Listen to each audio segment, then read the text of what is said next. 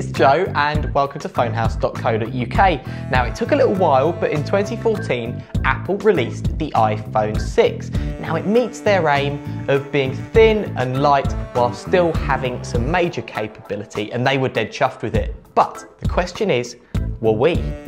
Let's take a look. Starting with build and design, and holding this device you immediately know it's smooth, light, curvaceous and extremely tactile with thoughtful ergonomics. It has a great display, impeccable colour replication, bright contrast and sharp retina graphics. It weighs in at 129 grams. In terms of dimensions, it comes in at 138.1 by 670 by 6.9 millimeters and is a little bit smaller than rivals such as the S6. However, its simplicity is impeccable and it's not that much larger than the iPhone 5. Apple's usual attention to detail is ever present, with the front glass curving gently to meet the sides of the case so you can't even feel the join. Now it's this kind of quality that sets the iPhone apart from its rivals.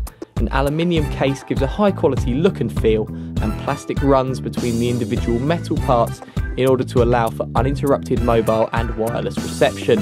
It's available in space grey and silver or gold. It's really a matter of which one you prefer.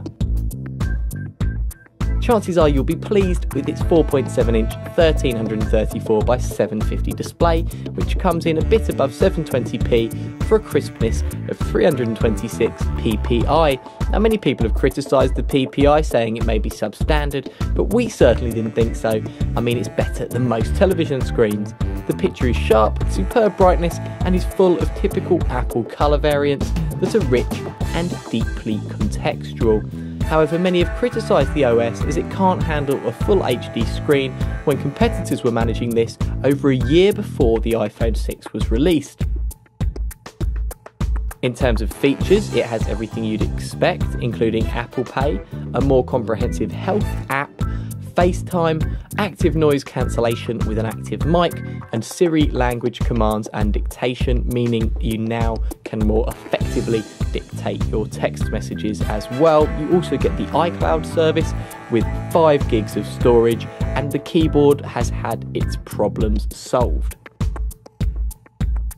Looking at the camera, and the primary is 8 megapixel with 3264 by 2448 pixels, phase detection autofocus, dual LED flash as well, and the secondary camera is 1.2 megapixels with face detection, HDR and FaceTime, all that kind of thing.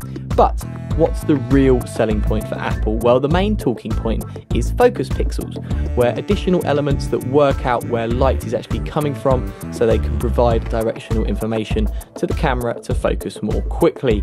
That, combined with the lower megapixel count, which makes the task of taking a photo less onerous on the sensor, improves the snapping speed.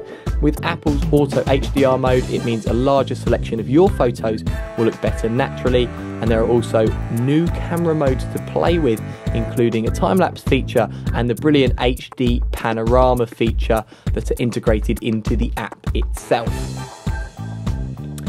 Looking at video, and you can record at a number of frame rates, including 1080p at 60 frames per second, 720p at 240 frames per second, and also at 120 frames per second. Now, the video is really something that has been improved, including the brilliant slow-mo phase, which we had a tremendous amount of fun with. Shooting at 240 frames per second for smoother super slow movies, and 1080p standard video is now shot at a very smooth 60 frames per second, meaning you get that hyper real effect that some movies are now showing in even your local cinema. Looking at performance, and in terms of the operating system, it comes with iOS 8, which is upgradable to iOS 8.3, and the chipset is the Apple A8. In terms of the CPU, the dual-core 1.4 GHz Cyclone processor has been criticised by many as not being massively powerful. When you put this together with 1 GB of RAM, it doesn't look too impressive.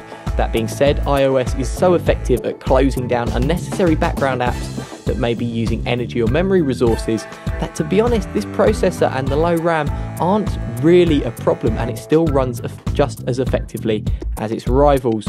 You can get a 16GB, a 64GB and a 128GB model as well. Finally, the battery, and it has a non-removable lithium polymer 1810 mAh battery, and with 3G you're looking at standby times of up to 250 hours and talk time of about 14 hours, with a projected music playback of around 50 hours. Now, unsurprisingly, battery life on the 6 is better than on the 5S because more of the phone is battery. Taking into consideration network availability and screen brightness, we're looking at around 30% improvement on battery compared to the 5S. The only downside of the bigger battery is that it takes longer to charge, though it was still quicker than LG's or Samsung's comparably sized models. The Apple faithful will absolutely love this phone as it improves on its predecessors in every single way, and let's face it, it looks great too. That being said, the specs and the processing power do lag behind its closest competitors. However, as with all Apple products, you're paying for the brand and the user experience, both of which are pretty much flawless on the iPhone 6. 4 out of 5.